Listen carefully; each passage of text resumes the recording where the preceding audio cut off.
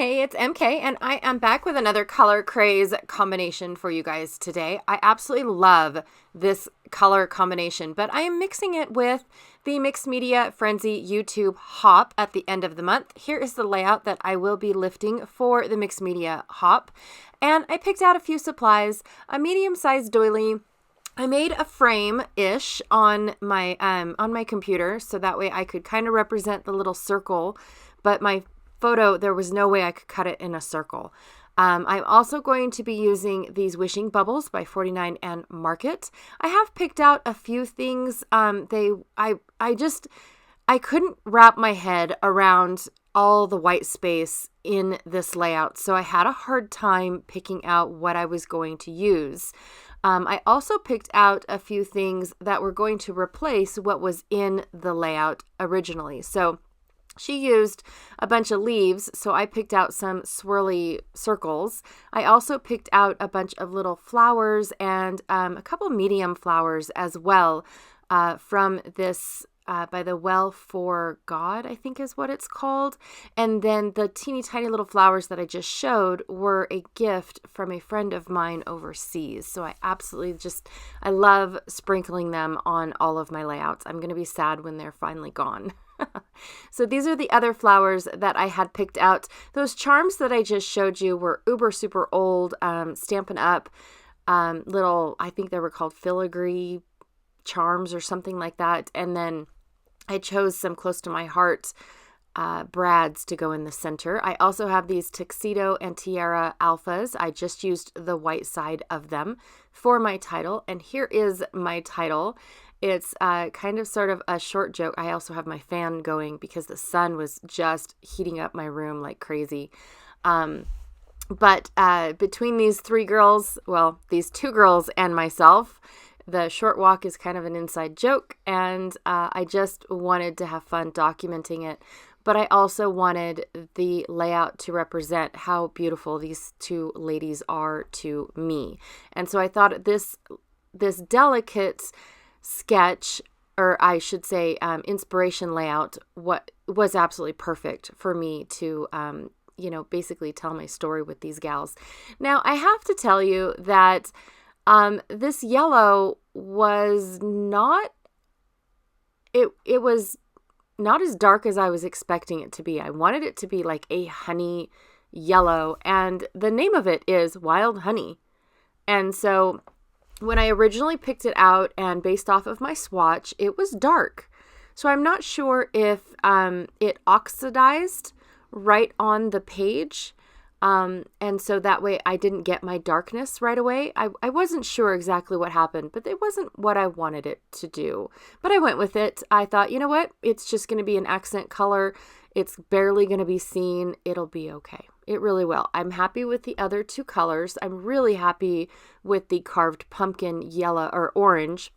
And then the green was evergreen bough. And I just squealed when that thing went on, when I put my green stripe on, because I was like, oh, that's perfect. Yay.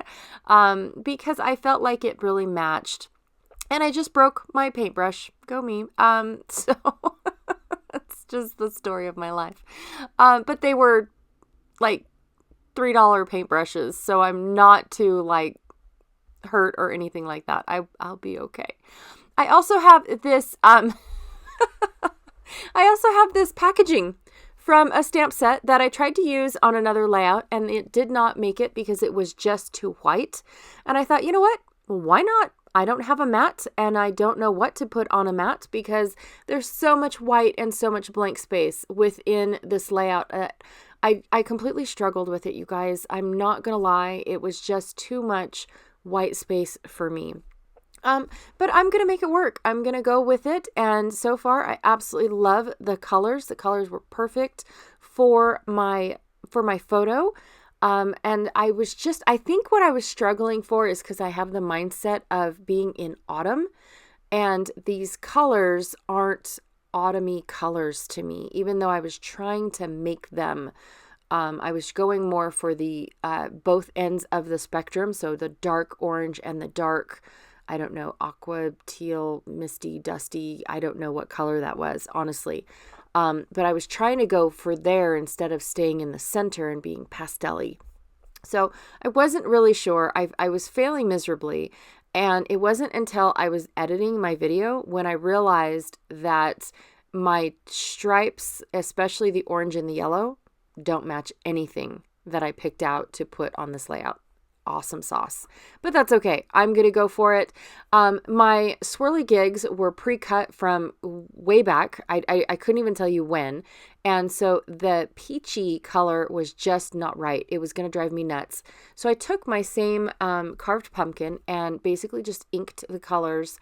And then I sprayed them, dried them, and liked the mottled goldy orange look. I didn't even notice that they did not match what I had on my layout.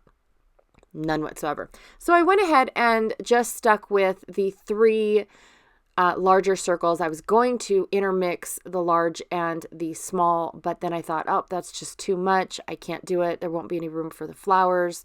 Maybe I should have. I'm not really sure, because my curve around my photo that's not circular, it definitely did not end up in a curve. I couldn't get it to go in a curve. I have the doily. I'm like, I have everything. What is going on? Why can't I get this to go into a curve?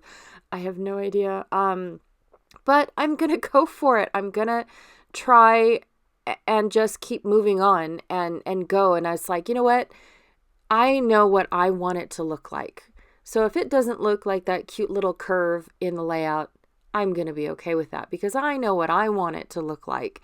And that's where I just decided to stop looking at the sketch, you guys.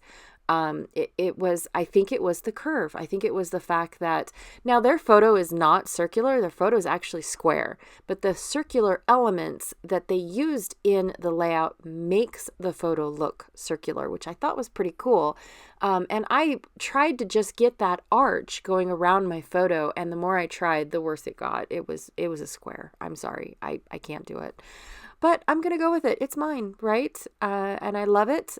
Like I said, I was enjoying what I was doing without even realizing that the paint streaks don't even match. Like they're so left field.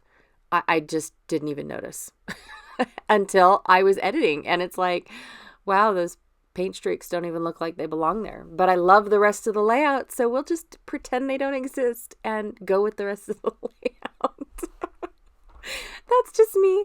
So I'm gluing down. I went to go put my pearls down, and I realized that I had not glued my frame down yet. The reason why I didn't is because once I commit to that frame, I have to glue down the little tiny bits of it because there's nowhere else to glue. And then I wouldn't be able to tuck anything under or in between or any of that kind of stuff. And so I was kind of having a hard time committing because I wasn't sure if I was done tucking. But when I get ready to put the pearls down, they're like a permanent bam, they're stuck. Don't even try to lift me back up type of thing. And so I had to kind of finally make commitments. So I had to cut this pearly thing up to get it to do what I wanted it to do. But that, the bit on the end at the very top of this one here didn't look like it even belonged. I was like, wait a minute, that's like weird. It doesn't curve. It doesn't do anything. And I don't remember what it was supposed to do. So I just was unhappy with it. So I chopped it off until I was happy with it. I mean, it's okay, and I'm not going to save those 3 pearls. I'm just not. I've had these things in my stash forever because I can't stand how they all come off the carrier sheet. So yeah, I'm going to use it how I want it and then toss what I don't use. End of story. It did come with really tall roses on it, and I mean like 1/2 inch thick roses. And I always cut those off. So anytime I see a set of pearls like that and they've got those big bulky like final touches on it, I guess. Yeah, they don't make it anywhere on my projects. They find their way in a trash bin, and that's it. So the brads that I picked out are not the original brads. Now, if you look at the sketch, or I keep calling it a sketch, you guys. If you look at the layout, the inspiration layout, she uses like these really cool pearly, large, filigree, like metal charm things. And I hope I got all the words in to give it a good description. Ha.